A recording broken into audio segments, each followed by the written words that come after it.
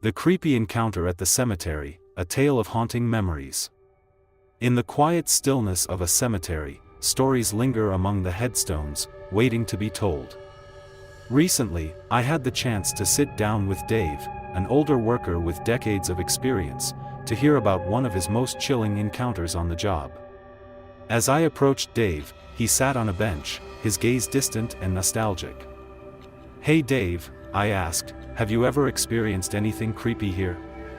He paused, collecting his thoughts, before sharing a haunting tale from the 80s, involving a funeral for a child named Eggleton, a name that still sticks with him.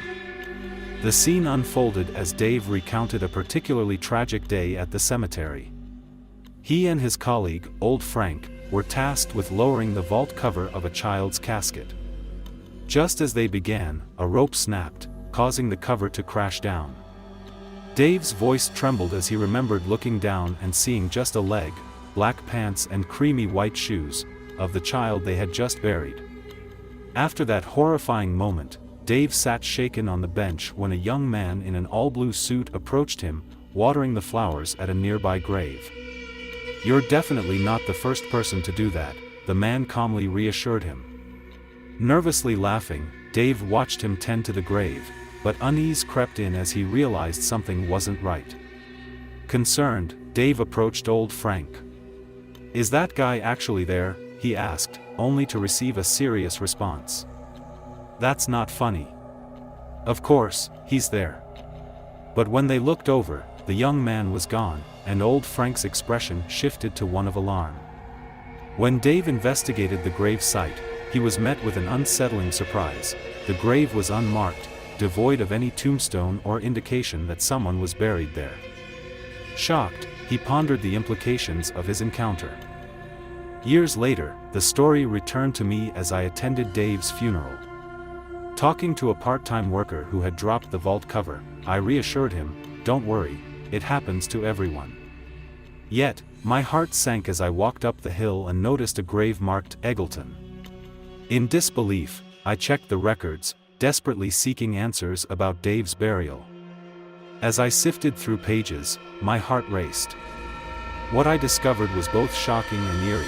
Dave and his family had never purchased the grave. No one had ever claimed that resting place. As I stood alone in the cemetery, the weight of the revelation settled in. The ghostly encounter, the unclaimed grave, and the chilling coincidence of it all haunted my thoughts.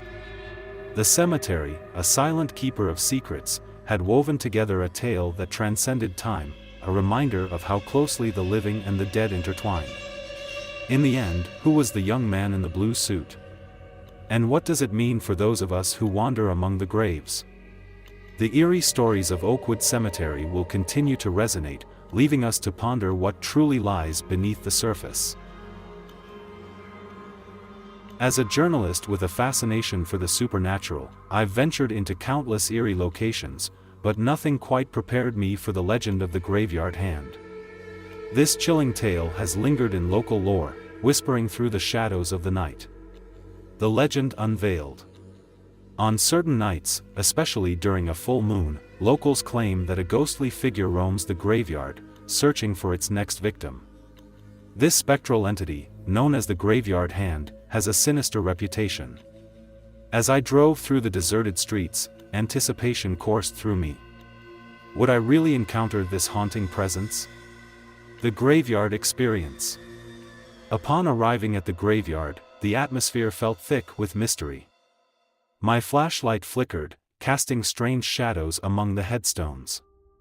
The only sound was the rustling of trees swaying in the wind. As I walked deeper into the graveyard, an unsettling noise pierced the silence, the unmistakable sound of digging. My heart raced. What could it be? The unearthed horror. Following the sound, I stumbled upon a freshly dug grave. But it wasn't the grave that struck fear into my heart, it was what lay within. A skeletal hand protruded from the earth, long and bony fingers reaching out as if beckoning me closer. A chill gripped my spine. Backing away in horror, I realized I was no longer alone. The hand began to move, clawing toward me in a desperate grasp. The chase. What happened next is a blur of terror.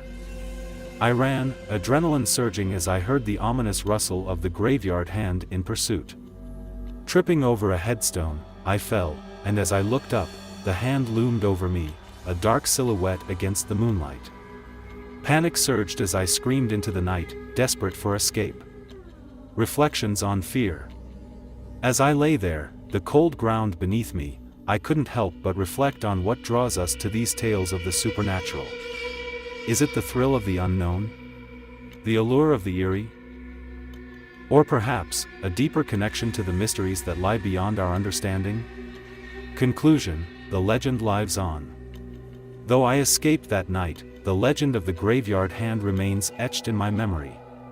It's a reminder that some stories are meant to be told and retold, keeping the thrill of the supernatural alive. If you ever find yourself near a graveyard on a full moon, listen closely. You might just hear the whispers of the past, or the digging of something long buried. In the end, whether it's fear or fascination, the graveyard hand serves as a captivating symbol of our collective curiosity about what lies beyond the grave. Would you dare to investigate the legend yourself? Jerry found himself back at Resurrection Cemetery, driven by an unwavering determination to help Mary, despite Father Michael's ominous warnings. The weight of the past hung heavy in the air as he stepped through the wrought iron gates, the chilling atmosphere wrapping around him like a shroud. As he wandered through the rows of headstones, a sense of dread crept in. It was then that he felt it, a sudden, frigid cold spot, as if the very essence of the cemetery had shifted. Turning slowly, he caught sight of her. Mary stood before him, her figure ethereal and almost translucent in the moonlight.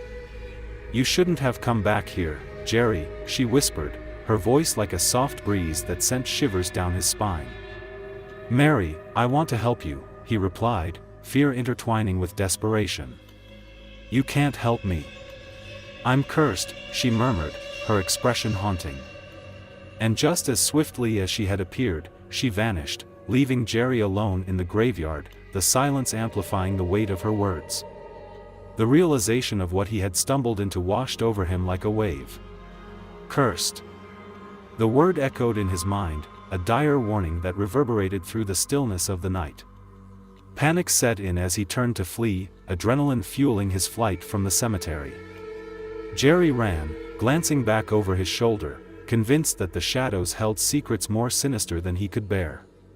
Each footfall felt heavier, as if the ground itself was resisting his escape. The feeling of dread clung to him, a reminder that he had crossed a line that shouldn't have been crossed. In this chilling tale, the dangers of meddling with forces beyond our control are starkly illustrated.